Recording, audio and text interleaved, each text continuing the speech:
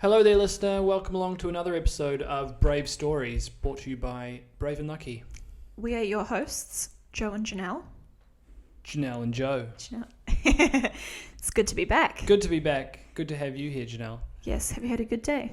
Good day, thank you. It's early evening. It is. Here we are in our kitchen. If you are watching on YouTube, we're always recording in our kitchen. Slash dining room. And it's a multi-purpose environment, and we love it. Yeah, we received some good news today, actually. We did. We've been looking to move, so very soon you will be seeing a new kitchen dining room. Yes, we'll be moving house, and we're so pumped because we, as you know, are having twins. Yes. We need a bit more space. The clock was ticking. We felt like Mary and Joseph. Exactly. There was no room in any inns. We checked all the inns. There was no room. Why did we check the inns first, though? That was probably our problem. Then we went to apartments later. Yeah. Anyways. We got lucky with the apartments. We're rambling. We are. But it's good to have you here. And I want to be fully honest, Janelle. Just before recording this, we were really having a tough time with this sucker. And this sucker, if you're listening, is the recording device. Our recording device, and I was about to throw my toys, I'll be brutally honest. Yes. And that's a good way to start, because today we're sort of going to touch on a lot of things around vulnerability. Yeah. So I don't want to pretend like I'm feeling emotionally stable right now, because I don't think I am. Oh, I'm sorry to hear. But it's all right. We got it sorted. We got it sorted, and now you can hear us. Yes. And that's it. That's good. But, I mean, you don't have to be good straight away. You can take some time if you need to. It's okay to not be okay. It is okay to not be okay. That's good. I've also noticed on previous recordings that I do not project my voice enough. So I will be working on that. Great. And enunciation.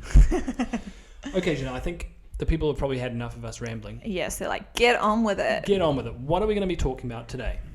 Yes, today we're continuing in the values of what is bravery. What is bravery? And today we are talking about it's not faking it till you make it. It's not faking it till you make it. Number 3. Yeah, you've probably heard that saying before of, you know, if you can't yet do something, or you don't think you can yet do something, someone might say to you, just fake it till you make it. They might say it exactly like that, with that tone. Yeah, exactly. Take that tone, please. Just fake it till you make it. But I guess what we're trying to say is we don't believe that bravery is faking it till you make it. Mm-hmm. So that's what we're going to talk about today. Yes, and it's going to be phenomenal. But Janelle, we're going to start, first of all, with bravery in the news. Fantastic. Bravery in the news this week. You found this one, Janelle. I did find this one. Let's remind the people what this segment is all about, though, first. Bravery in the news is where we find a story of someone who was brave recently, and we find it in the news.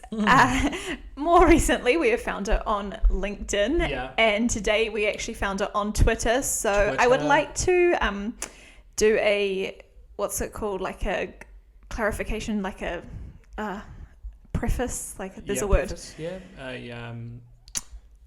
public service announcement. No. When you just say like a disclaimer. I would like to do a disclaimer that when Joe and I actually look for real news, we don't search for real news on social media. Oh no. Because that is not always correct and true. Has this been verified, the source of this information? That's actually a great question. This particular one, we haven't checked if it's... you did. You just checked if it was verified. I checked if so the that's guy good. was. Okay. I mean, it's fine. Let's just get into this one is, but I just wanted to do that disclaimer that when it comes to news, we don't just... Because we've only done it on LinkedIn and Twitter. People might think that's where we get all our news. We do use normal news sources. And however, we believe in the free media. Okay, so anyway, Janelle, today we're on Twitter. Sorry, we're rambling today. It's super impressive, this one, okay? And it's a little different to what we had before. It's like genuinely something that would scare the living daylights out of most regular human beings. I mean, yes, for sure. Looking at the video that we're gonna actually put a little video that attaches to this Brave story. We're gonna put it on. We'll see if we can put it on YouTube. I don't know if we can do that, but we'll definitely put it in the notes. Yeah, we can put it on YouTube too. Okay. Essentially, do you want me to hit it here? Okay, go. Okay, Sebastian Stoitner, a German pro surfer, rode a record-breaking wave ride over 115 feet tall in Nazar, Portugal.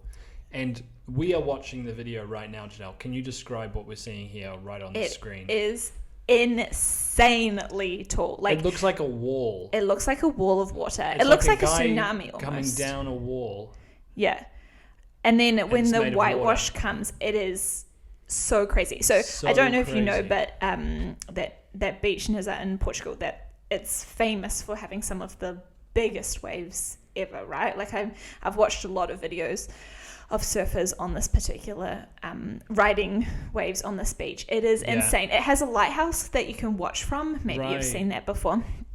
And it is crazy. Anyway, 115 feet. I just Googled that to shift it to meters, if you're a meters person like we are. Yeah. 35 meters tall. Shoot. 35 meters high. Wall of, that's like a building wall of that is of absolutely water. Unbelievable. Yeah. So, I mean, good on you, Sebastian. What a guy. So brave. That's so Would you do that, Joe? I would not do that. It's a different kind of bravery than what I'm all about. I mean, I think in this situation we don't actually have the skills yet that we could do that. But I mean, I don't even have any desire to do that. That's just so crazy. No, ma'am. So you can check out that video in the show notes if you're listening on whatever app you're listening on, or on YouTube. Just go down in the description, check it out. You react to it, okay, as well, because it's flippin' crazy. It is. It's impressive. Okay, Janelle, so today we're talking about bravery. It's not faking it till you make it, okay? Mm-hmm. And I think to start off, we had a quote from Brenda Brown, right? One of our all-time favorites. All-time favorites. Does everyone know Brenda Brown? If you don't know Brenda Brown, I just don't know where you've been. No.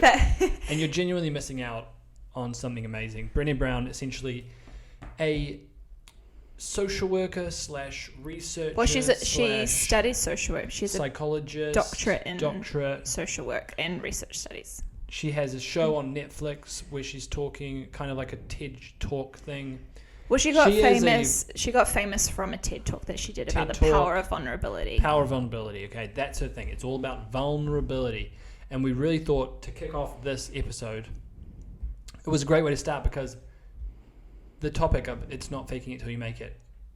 The first thing that comes to mind is it's about vulnerability. Mm-hmm. What bravery actually is about being vulnerable. Yeah. And if there's one person who talks about that the best, it's Brenda Brown. Yes. Let's go to Dr. Brenda Brown. I actually don't know if she has a doctorate. I'm going to have to fact check I'm pretty sure she is. But let's fact check it. So in one of her books, she says this, okay? And we're going to link to it in the show notes as well. Vulnerability is not winning or losing. It's having the courage to show up and be seen when we have no control over the outcome. Vulnerability is not weakness. It's our greatest measure of courage. Wow. Woo. Just rebounding on that, Janelle. Mm-hmm. Why do you think people kind of have this feeling that vulnerability is weakness? Like, traditionally speaking, why do you think faking it till you make it got linked with bravery, and vulnerability, maybe on the other side of that, got linked with weakness? That's a great question. And I don't know the true answer. I'd hazard a guess that it comes from...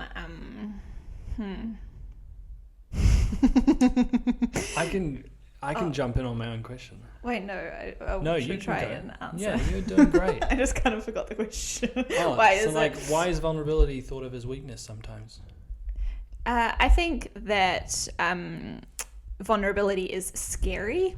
It's like scary to be vulnerable, and how maybe we have portrayed.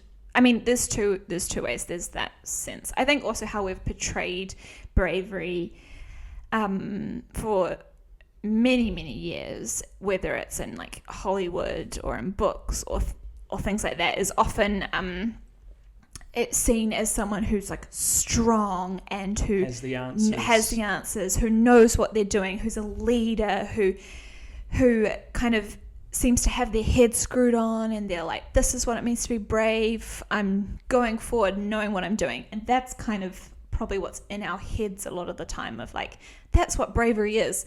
So because we think of vulnerability as like showing your weaknesses, it kind of pretty much the definition of vulnerability. Yes, exactly. Being willing to show that you are weak in some sense. So if we consider that bravery is strong, then just in our heads we'd think, oh well, if you show your weakness, then that must not be bravery, because weakness is the opposite of strength. Yeah. And it comes back to the sense of like, is courage having all the answers and having everything right? Mm-hmm. Or is it being in the midst of being afraid and not having the answers and yet keeping on going and being authentic about that? Yeah. So that was a cool way to start. Thanks, Chanel. Reminds us actually of a time, I think in our culture, where we're from New Zealand, but we're living here in Paris right now. It's kind of also in Australia, New Zealand, it's a common way. I feel like it could be actually in a lot of places in the world. A lot of places in the world? Okay. But we don't have the right to speak about that. No, but tell us if it's the same in your culture. We'd love to know. We'd love to know. You can get in touch with us on Instagram at braveandlucky.life. Because almost the term "how are you" is like, "Hi, how are you?" Yeah. It's a greeting, right? Yeah. It's not an invitation to tell me how you're going. If I see you in the street and I say, "Hey, how are you?" I'm not expecting you to say back to me, "Actually, I'm having a really tough time right now." You kind of have one answer that you're kind of expected to say. Good, how are you? Good. Yeah. Great. Why is that? Well, I guess it's simple. It's simple, and also probably what you said is that we consider it as just a greeting versus actually a genuine question of how someone is. And those times when someone actually I've had those times when someone actually was like, "Actually, I'm having a really tough time," and you're like, "Oh, and then you have to be like, okay, it's terrible to say, but I've found myself asking, "Hey, how are you?" And then it's like, I didn't really actually want to know how you are. Right. Yeah. It's terrible. So maybe you shouldn't have asked, "How are you?" Shouldn't have asked. And that's kind of, in a sense, about vulnerability as well, right? Because well, I think it's also that whole fake it till you make it sort of idea. It sort of showcases our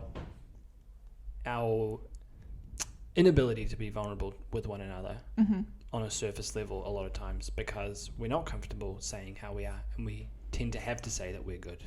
Yeah, to be non-awkward. Exactly. And I would say that maybe because that is like such a common thing. I mean, I would assume that at least every day you're asked that question once, probably, right? At minimum one time. And so if you every day are being asked that question and you're always responding with good, then it's kind of just like this subconscious thing in your head of like, if someone asks you how you are, I'm good, and I mean, I'm not a brain doctor. I don't know. I don't study the brain. I have a social work degree. I don't have a psychology degree. But I would assume that if you're just constantly saying, "Yeah, good," to "How are you?" you're kind of, there's something that's happening in your brain which is kind of thinking, if someone asks you how you are, like there's kind of just one response of like, "I'm okay," and it stays very surface. And then it cements the sense in society and in our culture that if someone does ask you how you are, there's sort of one right answer, and that you can't be vulnerable and authentic. And I think that's where we're kind of at today in a lot of spaces. Maybe it's shifting, but a lot of times I don't think people feel comfortable to really be vulnerable or authentic or real about how they're going. Even if they are asked on the surface, "How are you?" Yeah. Quickly or whatever. Yeah. So... And so how do you, I guess, like going a bit more into that, how do you actually change that? How do you change that? Well, we're recording a podcast episode about it. No, so hopefully that will change things. How do you change that sense of it not being about faking it till you make it? And it's such a good question because I think it raises other questions, as the best questions do, Janelle. Yes. They raise other subsequent questions. And one of the biggest ones I've thought of, and we probably get into this right now, is like, you know, it raises the question of oversharing, right? Because I think if you're people like us, you don't want to, there's a balance between being vulnerable and being open about your struggles or whatever, and actually oversharing and being kind of downers. Do you know what I mean? Well, like, what's I wouldn't the balance say between it's necessarily like being downers. I think it's more downers. just actually oversharing. There's something dangerous about oversharing. Oversharing, but also, you know, I guess what I'm saying with downers is like overly focused on the negative things. Yeah. That can actually lead to being overly focused on negative things a lot of times. Vulnerability done the wrong way. Yeah. Self-pity. Yes, for sure. You know? So I almost see it as this balance. It's like, how much of it is being vulnerable with what you're going through and being open with people who are close to you, because I think that's one big part of it, is like you don't have to dive deep into everything with everyone, but then you don't have to, and you actually shouldn't. Yes, but then how much of the rest of it is like I don't know, either being optimistic or kind of ensuring you're not oversharing. Yeah, and so I guess there's like, obviously there's always grey areas, but I guess if it's a great conversation to have of actually like what is good vulnerability and what's not great. And I think a big part of that, like what you said, is that I think there's limits to vulnerability. So for example, depending on like how close you are with different friends, there's different levels of what you can choose to share, right? So like, for example, on social media, that's probably where you have the most amount of people who are more like acquaintances or people who are observing your life, who aren't necessarily actually walking you through in your life. So on that platform, there is a place for vulnerability, for sure. Like, I don't think you have to always be like, everything's great. I mean, social media is a highlight reel, and so you can. I truly believe that if you want your Instagram or your Facebook to be just a highlight reel, you can just have it as a highlight reel. You know, you don't have to share the tough stuff on there, because that's not actually like what social media was created for. Yeah. However, you can share stuff, but there's lines, I guess, or there's things you have to think about, because when you're vulnerable, you're opening yourself up to be every time you share your story, it now belongs to more than just you. Wow. And I think that's where it's like I just did a mic drop with the hand that wasn't holding the mic. But I'm not going to actually drop it. No, please don't. But I think that's something you really have to think about, because the more people you share your story with, that's the more people who kind of own a little bit of your story and who will forever know that part. It's like the other side of that saying, a problem shared is a problem halved. Like, that's a good thing, because part of the problem, you know, people are there to walk you through it, but you can see that on the other side, like you're saying, is like they own part of your problem. Yeah. And do you want them to own part of your problem? Don't know. Yeah, and I mean that's something where you have to really think about. And there's, and I think, I mean, I'll go on a like tiny little tangent and then we'll pull back. But I think that the one thing that's dangerous, and that's kind of what we wanted to talk about when we're talking about vulnerability and this tension between choosing to be vulnerable and then also oversharing, is that is remembering there's like a time and a place for therapy and for counseling, and like that is not your friends or social media. And so there's some things that actually need to be said in a really safe place. Yeah. And particularly like if something I guess like a couple of examples is like if you've been abused in any way that abuse can happen or something like that, that's a very that is something so what's the word, like it, personal. Yeah, it's so personal, and there's also so much hurt and pain alongside that needs to be protected and needs to be healed, and that needs to happen with someone who's like a professional. And so there's like there's lines where it's like actually sharing that before you've actually truly processed it or being able to like heal from that on social media is like or to even your friends is like, that's oversharing. That's not being vulnerable. Yeah. I personally think. Yeah, and we have this little thing here that's actually quite interesting. I mean, it's just one perspective on this. It's not... A lot of these things we're sharing, hear our heart, it's not giving you all the answers. Oh, and also for sure, we're not... And we know these are difficult topics to be discussing. So, but one thing we saw online, which we thought was really cool, is like, how do you know if, what's the line between oversharing and being authentic? Because... in my experience, anyway, a lot of people who do overshare do so because they think they're being authentic. And they think, I'm being my real self. And it's like, you don't need to share this so much with, I don't know. Yeah. You don't agree? No, I do. I think, no, I do agree that it's just, yeah. So it says this: if you share your mistakes in an effort to help others learn, you're being authentic. Maybe one way of thinking about it. If, however, you share your hardships to gain pity, you're oversharing. So maybe it's just a different approach to why are you sharing? Why are you being vulnerable? Maybe ask yourself, why are you being vulnerable? Yeah. Is it to help others? Or is it to get attention, pity? Yeah. Maybe that's a good litmus test. That is a good litmus test. Yeah. I think also being vulnerable can also just help to show empathy as well to someone. So if someone else is going through something similar, then being vulnerable allows you to connect on a different level. Yes. That actually reminds me of something that I heard a few years ago, which really changed my whole thinking about what it means to be a friend and to kind of be a leader or any manager, whatever.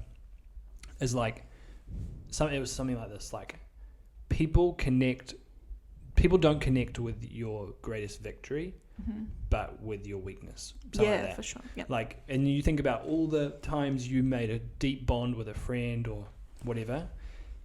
It's not because they said, hey, I'm so good at this, or I did this amazing. And then you're like, oh my gosh, you're like, you can think people are amazing, but it doesn't tend to be the thing that like really brings you close to someone. It's like oftentimes it's when someone's vulnerable with you, shared their struggle, their weakness, whatever, you connected with that. It just brings some kind of bond that sharing your victories can't. Yeah, definitely, because I think people value realness and authenticity, and we do. We connect on our weaknesses because that's what makes us more real and more human. Totally. Love it. Janelle, I have a question for you, just kind of like zooming in a little bit out of this. Say I was a person, this is probably me to be honest, I want to be more authentic in my day-to-day life, right? But I feel this kind of societal, cultural pressure to go along with saying I'm good all the time. So we're talking about this whole thing around it's not faking it till you make it. How do you have anything you could think of that's like how I can get out of this rhythm of faking it till I make it and actually just live a bit more authentically? Yeah, I think a big thing, and I actually have tried to do this myself, is that when someone asks you how are you, to try and stop yourself from responding straight away and to actually think, how are you? And even if you just try and respond with something different to good. So it might be like actually thinking like, how am I right now? And it could be choosing like, you might be in a good place and you might be like, actually today I feel really happy, or I feel really blessed. Or maybe you could say, I had a bit of a tough morning, but it's good to be outside now. Like, just kind of trying to actually do a personal response to that question. Yeah, it's awesome. And love it that doesn't... idea of just like stopping for a second, even just a millisecond, and being like, instead of just saying the automatic thing that comes into my brain that I'm supposed to say, what is it that I'm feeling? Yeah. And because that's kind of, I mean, that's healthy for like us as well as for who's asked us the question, because it's kind of a check-in of like, oh, how am I really? Yeah. And I think that that's also when it comes to friends, and when you're talking to friends, I mean, when you're talking to a stranger passing by, I don't know if you'd say, in New Zealand you'd probably say how are you to a stranger. You wouldn't do that in France, but someone like that, it's a little different. But say you're catching up with a friend and you ask them how they are, maybe it's also changing how you ask the question. So it could be it could be as simple as how are you really, or how are you really, or how are you feeling today, or how are I don't know, trying to think of a different question rather than... Yeah, and then actually being prepared to hear the answer. Yeah. You know, or like maybe if you feel comfortable, just kind of like digging in a little bit. If they just say good, like, yeah. I don't know. Things like that. It's cool to think about. Yeah. Cool, Janelle. Well, that's awesome. I'm going to put those maybe in practice this week. Oh yeah, that's great. Fantastic. Yeah, me too. So we've been talking about faking it till you make it. Bravery, it's not about faking it till you make it. We got a couple of stories that we're going to talk about right now, okay? And then we're going to finish off. You're going to want to stay to the end, because we're going to finish off with our world famous segment, Brave or Stupid. Yes. Where we pick a topic and say, is it brave or stupid? Because as we all know, there's sometimes a fine line between bravery and stupidity. Mm-hmm. Okay, but you know, I think we'll take two kind of stories here around faking it. When we faked it and didn't make it. Yeah. That's what we're calling this. When we faked it and didn't make it. Maybe we take one that's a bit funny and one that's serious. Serious, that sounds good. Because that's what this podcast is all about. The two together, exactly. It's mixing humour, splash together. Depth, splash together. So first one, maybe I can talk about this one. You talk about this one. And then you're going to lead the serious one. Okay. Tends to be the way. Okay, so this story, when I faked it and did not make it, is relating to Janelle and I's first date. The first time we went on a date. Mm-hmm. Picture this, it's 2010, summertime in New Zealand, January, I believe. 2011 then. 2011? Because we met in 2010 summer, December 2011. It's January 2011. And I haven't been able to pluck up the courage to ask Janelle out on a date in person. So I've done it on Facebook. Okay? I've done it on Facebook. But, you know, we knew each other before. You probably needed some Brave undies. That was the problem. I didn't have my Brave undies. Mm-hmm. So we're young and we say we're going to meet at Starbucks on Queen Street, okay? If you're from Auckland in New Zealand, you're going to know this Starbucks. It's the classic Starbucks. I feel like it was the only Starbucks. It might have been the only one. It might still be. I don't know. We don't have a lot of the mod cons in, Starbucks. It was like so exotic. And so we met at the Starbucks. I'm nervous. I am nervous. You're nervous. I could see it on your face. You were nervous. And so I'm thinking to myself, I probably overthought a little bit. And I've said, okay, in my mind, I'm like, I'm going to try break the ice here. Not that I didn't know Janelle. I knew her before. But I'm going to try break the ice because we both know it's a date. So the ice needs breaking. And what I'm going to do is, because Starbucks, you know, they take your name. They write it on the cup. Then they call your name. I'm going to do a little joke, and we're going to come up with fake names. So that's faking it till you make it. We're going to fake it. Yeah. Fake. So you were probably also faking being confident in the situation. I was also very much faking being confident. So I said to Janelle, look, hey, why don't we come up with some fake names at Starbucks? Because like, it'd be cool. This is like, so we'd seen each other for like 2 minutes. We said hi, did an awkward hug. Then we like went into Starbucks, and I said this to her. I said, why don't we do a fun thing and like come up with different names when we order coffees? And so then she was kind of like, I could say she was kind of like, okay. And then so I was just like, okay, I think she's on board. I'm just going to go for it. I better lead the way.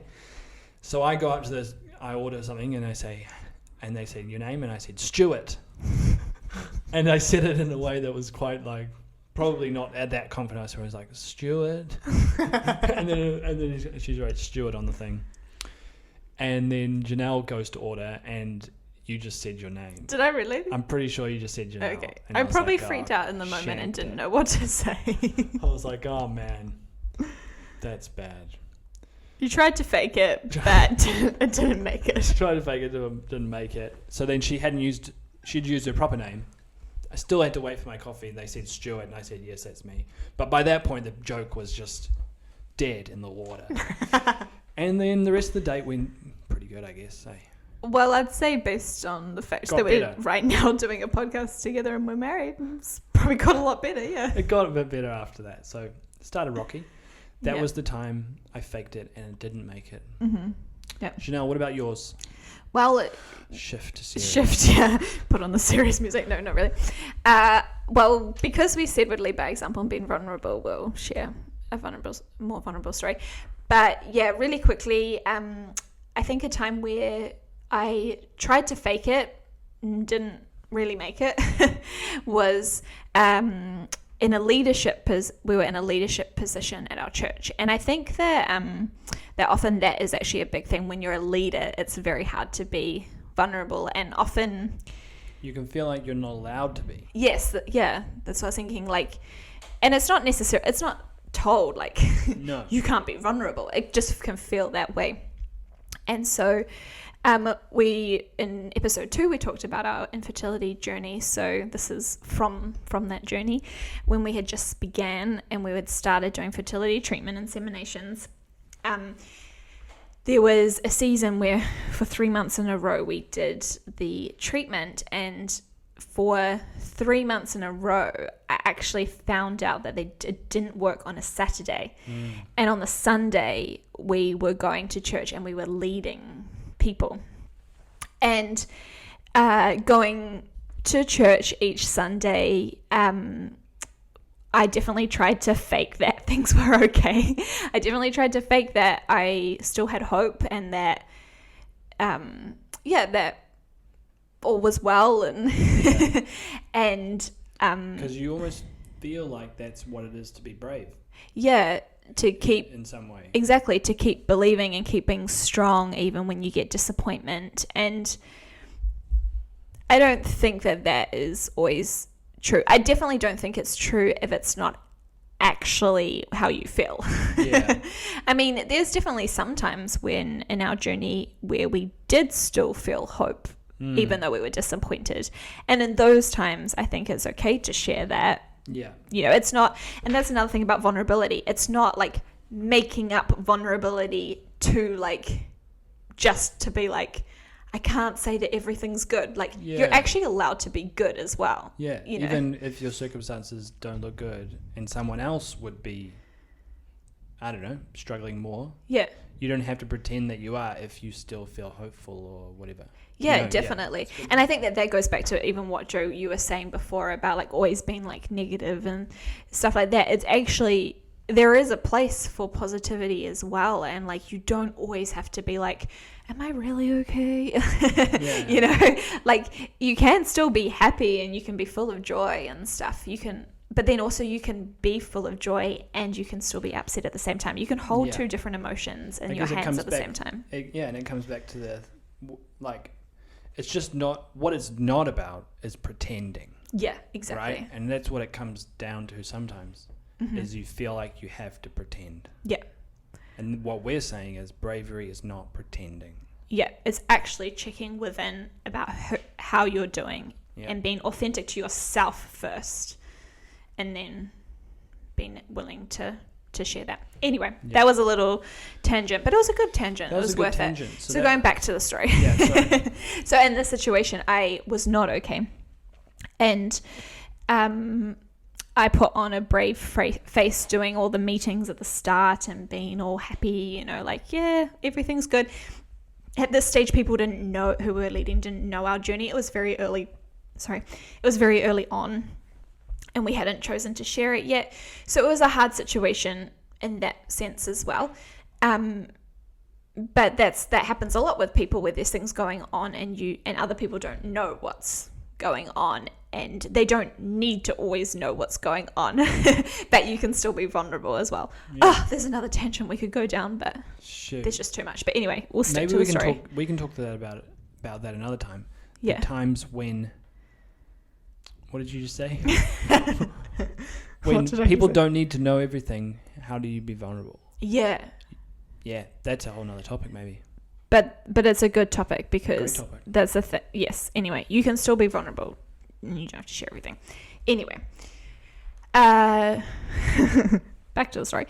So I was doing all the leading, being all brave, and then during the service, I just fell apart and was just, to be very vulnerable and raw, I just cried throughout the whole service, and then a month later, repeat the same thing. Found out on a Saturday it didn't work. Sunday, turn up, put on a brave face, what I think is a brave face, and fake it, be, yes, everything's all good. As soon as I stop being that, fall apart again. And that happened 3 times, and I think after that, we kind of realized, actually, this faking it, we're not making it. It's not working. And maybe there's another way. Exactly. Yeah. And I think that's a really cool picture, because you think, maybe you think that can make you, you can look all good, like you can look, you're, up on a mountain. Yeah. But then living like that, like you're saying, it means then you kind of have this experience where it's like, look, I'm fine. And people think you're up here. Mm-hmm. And then, poof, you're down here. Like, rah. Whereas maybe living authentic brave, mm-hmm. it can kind of flatten that out a little bit. Yeah. In terms of being like, I don't have these peaks where I'm pretending to people like I'm so happy and on top of the world. Mm-hmm. But I also don't completely lose it because I'm being authentic. Yeah. Yeah, which I think is, I think that's a sign of maturity, is when you can kind of squish down that roller coaster ride from very high and very low to be a bit more constant. Exactly. And I think that comes from really looking within and being like, I don't think it's just me, but maybe it is, that we like people to say to us, oh, wow, you're so strong and you're so brave. It's amazing how you handle this. And that can make us feel really good, but it's not like it. If we're not actually feeling great, like, what's the point? Exactly. What's the point? If it's just about your, I don't know, the way you're portraying yourself to people, is that really worth what it's doing on the inside of you? Exactly. And maybe this is another way that we can change these perceptions, is if someone, a close friend shares with us something that is going on with them, maybe that's when it's the opportunity to say, wow, like, you're really brave for sharing this. That is brave, being vulnerable. Or I think some of the most common times now that I tell people that they're really brave is when they tell me that they've decided to go talk to a counselor or to a therapist. Yeah. That's bravery, right? For sure. Amazing. Okay, so we're going to bring this to an end. We hope you've enjoyed this conversation and that you've got a bit out of it. And as we say, we don't know the answers, but we want to share our experience and our view on these things. And just start a conversation. Yeah, hopefully start a conversation. And so if you did want to get in touch with us and share your experience of this whole thing, we have an Instagram account. It's called braveandlucky.life. Brave and lucky, the word and, lucky.life. And you can go on there, you find it in the show notes, and just send us a DM. If you just listen to this, whenever it is, if it's like a year from when it was recorded, we don't even care. Just send us a DM. Tell us about what resonated with you or what you think, and we'd love to chat. We would. Be awesome. Okay. We're going to finish this episode, Janelle, with a little segment. Our famous segment, Brave or Stupid. Brave or stupid. Fantastic. So today the topic is a cool one. And so far on this podcast we've tried to change it up because there's always a fine line between, well, not always. There's sometimes a fine line between bravery and stupidity in different areas of our lives, right? Yeah. We've tried, when we choose topics, we tried to choose ones that have a fine line. Yes, that's not right. that are really... Not that are obvious. Obvious. Well, that's the whole idea. Yeah. Good one, though.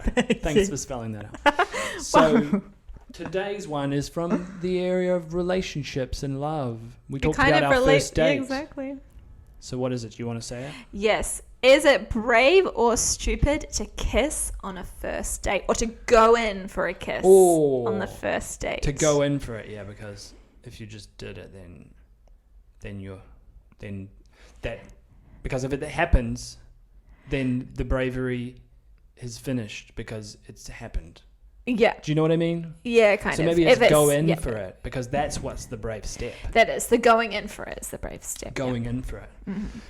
Okay, so, Janelle, this reminds me actually, I saw a video this week on Instagram, I think, and it was essentially of a hockey game, I think an NHL game in the US, and they have kiss cam, right? Yes. So kiss cam, they were doing a few different kiss cams, people were kissing, blah, blah, blah, having a great time. Then they go on this one couple, and they both just look freaked because they turn to the camera and they're like number one. They're like putting first date. Yeah, they're like motioning that it's their first date, and they look super awkward. Oh no! And then basically what ends up happening when you watch the clip is like, the guy kind of gets brave, and then he's like, "Can I give you a kiss on the cheek?" And then she's like, "Okay," and then he kisses her on the cheek, and then basically at the end, and then they end up kissing on the mouth. And it's their first kiss. Date. Well, they're probably their first kiss, yeah. Pumped. Yeah. That is so funny. Kiss cams are hilarious. Was that brave? Brave or stupid? Well, we're not talking about the particular hockey one. No. Right. Generally, is this brave? Generally, this is a brave or stupid thing. I also want to note that my own parents did this. My father. Wow. Yeah. I think it was my father who initiated this. On the first date. Was he being brave or stupid? Did we do it on the first date? No. No, ma'am. You did not. You would not have been into that. I would not have been into that at all. Denied me. Would have been stupid for you to try. So hang on. So what's the decider here? How do you know? This is a really tricky one, because I genuinely don't know. I feel like you really have to vibe it out. It's vibes. It's a vibes. You have it's contextual. Is the person who you're trying to kiss staring at your lips? No. Oh yeah. Is there certain cues? As a woman, maybe you know these, because men, we tend to be oblivious. Right.